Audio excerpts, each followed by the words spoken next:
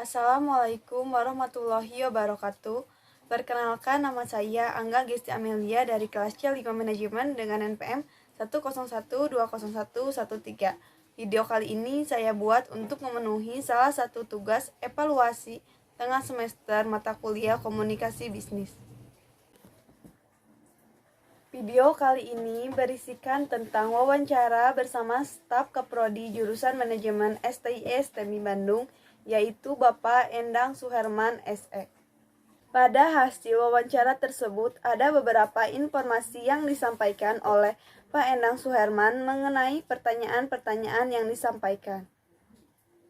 Pertanyaan pertama yaitu fungsi-fungsi surat bisnis pada bidang tersebut adalah terkait dengan informasi yang kita berikan kepada audien di sini, pada khususnya mahasiswa ataupun dosen dan lain sebagainya. Ada beberapa hal yang memang disediakan khusus oleh prodi, karena prodi itu sebenarnya mengakomodir dosen.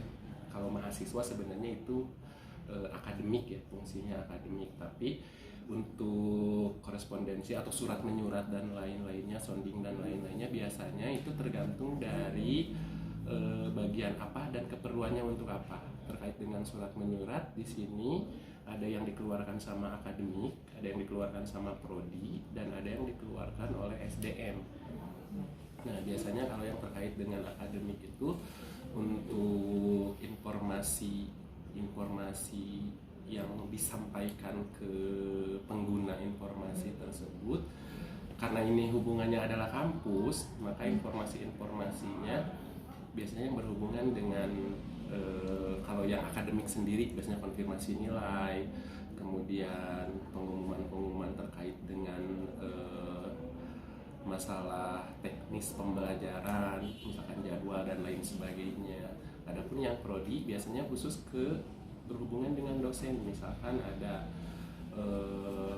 SK, misalkan yudisium, terus SK apalagi ya, yudisium dan lain sebagainya.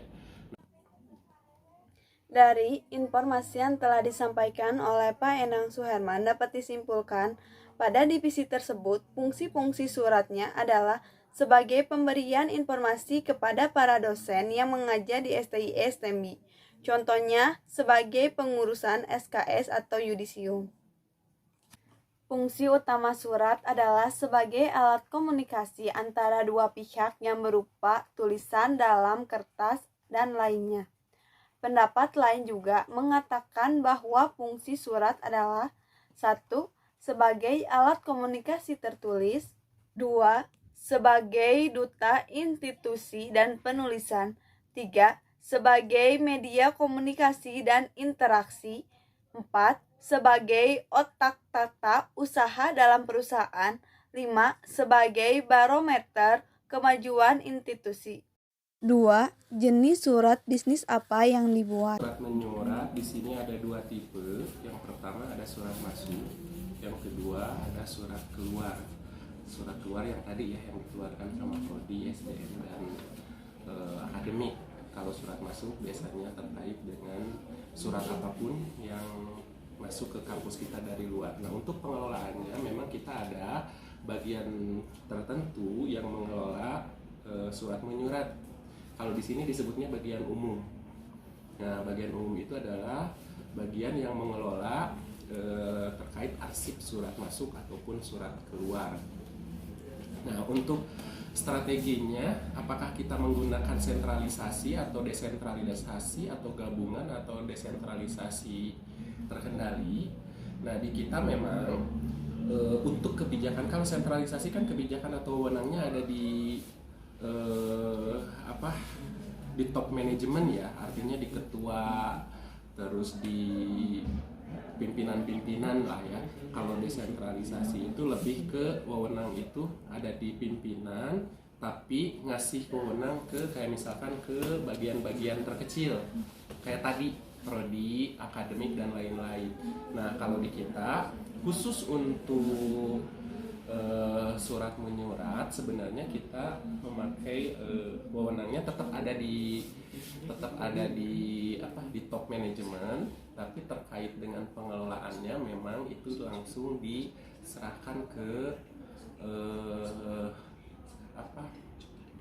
bagian-bagian terkait. Makanya biasanya kita disebutnya pakai desentralisasi. Yang dipakainya adalah desentralisasi. Kesimpulan untuk pertanyaan nomor 2 dari informasi yang disampaikan oleh Pak Enang Suherman adalah surat masuk, yaitu terkait dengan surat apapun yang masuk, ada bagian tertentu. Untuk surat menyurat adalah bagian umum. Bentuk surat menggunakan desentralisasi karena pemimpin memberikan wewenang-wewenang langsung kepada bagian-bagian divisi yang kecil seperti divisi kaprodi jurusan. Jenis surat ada 3, yaitu surat resmi, surat pribadi, dan surat niaga.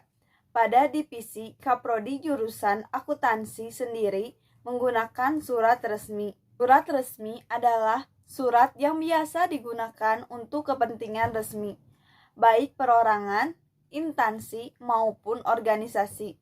Contoh surat resmi adalah surat undangan, surat edaran, dan surat pemberitahuan. Ciri-ciri dari surat resmi adalah 1.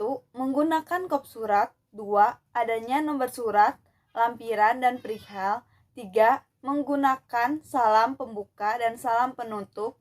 4. Menggunakan ragam bahasa resmi. 5. Menyertakan cap atau stempel dari lembaga resmi. 3. Bentuk penulisan serta bagian-bagian surat bisnis yang dibuat serta contoh suratnya. Juga kita masih, selain tadi kita bisa pakai surat via, sebenarnya kita ada 2, ada yang email, ada yang memang datang ke kampus sendiri. Nah, terkait dengan yang datang ke kampus biasanya memang kita ada disebutnya buku komunikasi surat masuk dan surat keluar. Nah, setelah biasanya kalau ada surat masuk memang kita catat dulu nih, langsung catat dulu ini surat masuk atau surat keluar, kemudian kita sortir juga sama ini untuk siapa, karena biasanya kalau surat masuk itu ada beberapa yang ditujukan, ada yang ditujukan langsung ke ketua, ke kaprodi, ke bagian marketing, kemudian ke dosen-dosen terkait, dan ke keuangan. Biasanya ke keuangan khusus dari bank-bank biasanya. Nah, memang semua surat masuk kita tampung dulu semua dan dicatat di buku komunikasi, baru setelah itu disortir, ada bagian terkait yang tadi sekaligus tadi di yang kedua kan ada ya. Nah, yang bagian-bagian itu tuh biasanya dilakukan oleh bagian umum. Nanti bagian umum menyortir, kemudian menyalurkan. Nah, setelah disalurkan dan kita misalkan sudah dicatat dan langsung masuk ke bagian-bagian yang dituju, baru setelah itu surat-surat tersebut biasanya dikembalikan lagi ke bagian umum untuk diarsipkan.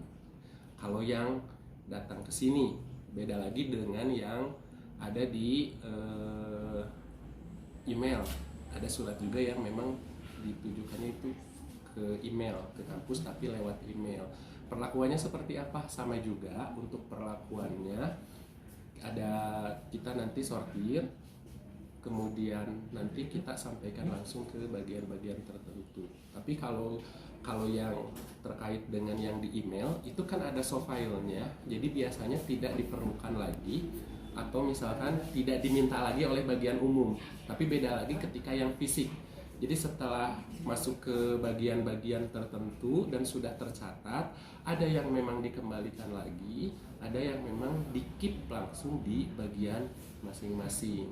Kesimpulan dari pertanyaan nomor 3 berdasarkan informasi yang telah disampaikan oleh Pak Enang Suherman, yaitu prosedurnya hampir mirip dengan perusahaan, bisa melalui email atau datang langsung ke kampus, kemudian disortir surat masuk dan keluarnya untuk siapa. Kegiatan tersebut dilakukan oleh bagian umum, yaitu menyortir, kemudian disalurkan dan dicatat, kemudian diberikan pada bagian yang bersangkutan, kemudian dikembalikan lagi ke umum. Bagian-bagian suratnya terdiri dari 1.